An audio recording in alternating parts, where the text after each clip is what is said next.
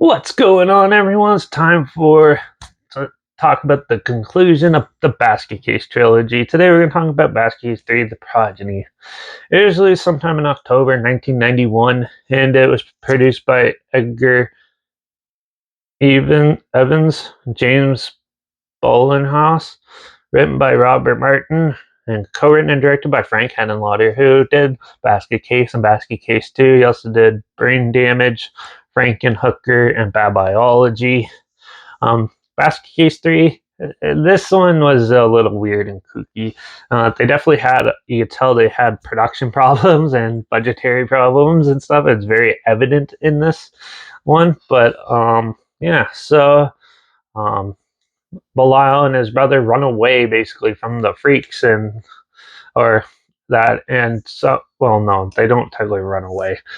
He gets taken by the sheriffs, and yeah, but the girlfriend, Belial's girlfriend's pregnant after the second one, and has some pretty gross babies and stuff, and yeah, they have to take it to the mom's um, doctor friend's house, who has her own son who's a mutated mess, and yeah, basically the freaks have to have help her have these kids and take care of them while curious sheriff's departments are trying to sneak in and get them, and eventually they do take them, and Belial gets mad and goes on a killing spree.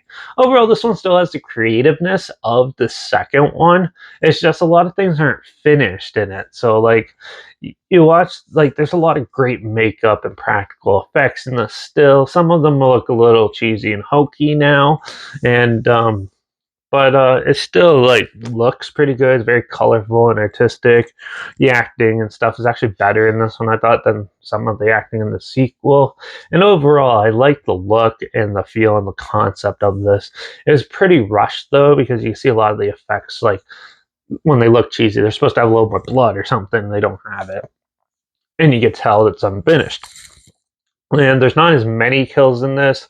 There's a lot of cheesy kills in this one, but overall, I thought the film was still an entertaining film, especially if you like crazy practical effects and things like that. This one definitely has a lot of it, just like the sequel. It's just that it's a disjointed mess. I know it's like production was hell on this one, from what I've heard, and you can definitely see that in the finished product. But overall, I still enjoyed it. I still thought it was a good, entertaining sequel, and it definitely felt rushed.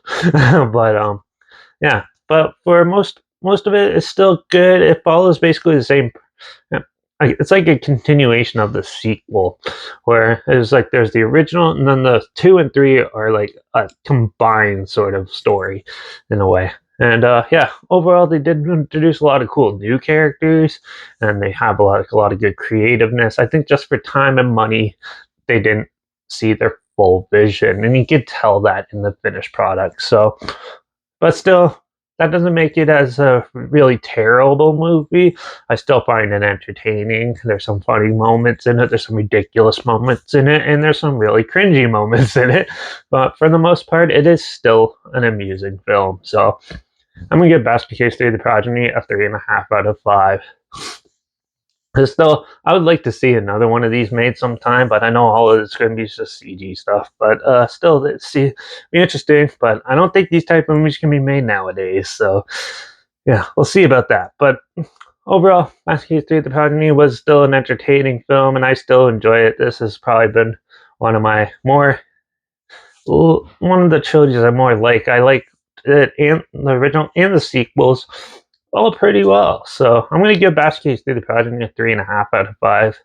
And yeah, definitely check it out if you haven't seen it. I'll link a website down below so you can watch it for free down below. And also make sure you check out my Instagram that's linked down below. It's where I post clips of films and review and future all my stories. You have the film time hashtag and subject on film and the hashtag, so you're aware of it. Also, my Letterbox is down below. derekpreviews. That's where I post my first star rating after watching the films.